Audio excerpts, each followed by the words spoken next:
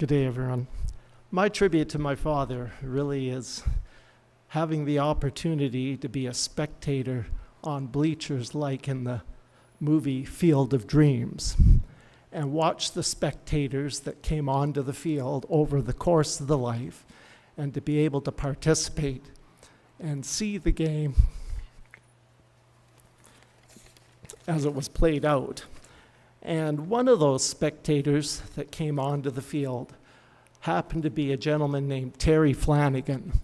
And Terry was really, from the very beginning, one of Dad's best friends all his life. And Terry wrote a very fitting tribute, and I'll read it to you today. 1948, 75 years ago, when a Presbyterian, a Jew, and a Catholic were thrown together in 1D in Nutana Collegiate. Little did I know that what good friends I had met. The two of them were leaders, and I was a follower. What a break for me. The two of them, we played all the major sports together, and all the teams did pretty well. The Blues, the Moors, and the Arts and Science Hockey, just to name a few. Don Bailey and I became the closest of friends over the years. We finished Nutana and headed up the street to the University of Saskatchewan. Since neither of us owned a car, we walked every day over a 3-year period. Good weather and bad, rain or snow.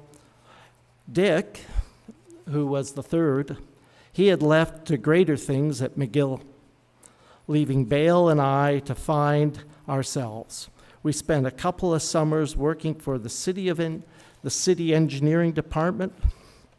Bale had fallen in love while in high school, as Donna Pfeiffer, my mom, was always on his mind, as she was, and her father, Herman Pfeiffer, who kept a watchful eye on the two of them.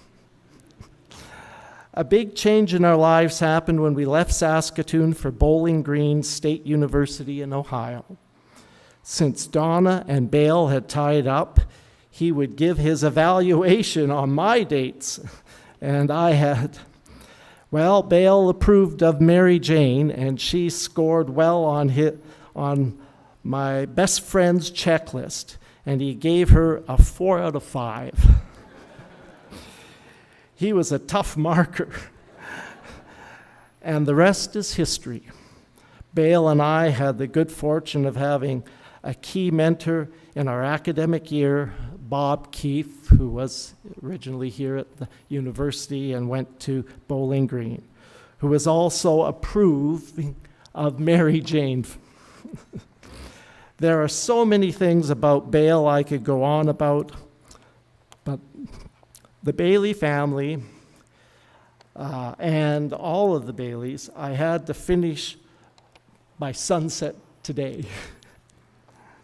Bale and I spent different years with Fitness and Recreation Department of the province in Swift Current before Bale took a job at the University of Saskatchewan, and I became a teacher at City Park Collegiate. We built houses on Kirk Crescent and started to raise our families. Bale and Donna had 3, John, Bonnie, myself, and we had the same number, Phil, Dan, and Jean Ann. We both went back to university, and when we had graduated, Bale returned to the place he loved, the University of Saskatchewan. I never did return to Saskatoon.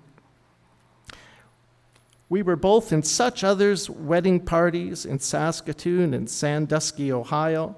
Just a short time ago, the Bales, the Flannigans, and the Balsons celebrated the Bailey's 65th wedding anniversary.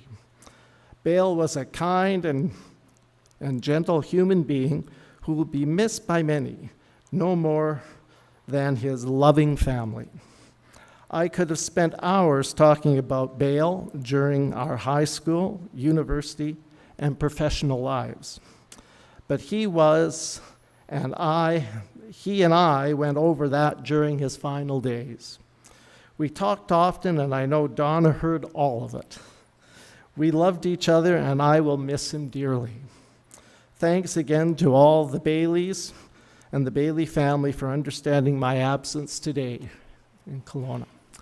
And really, I just have a great debt of thanks both to Terry and to the family and to my dad for allowing us to be on the bleachers.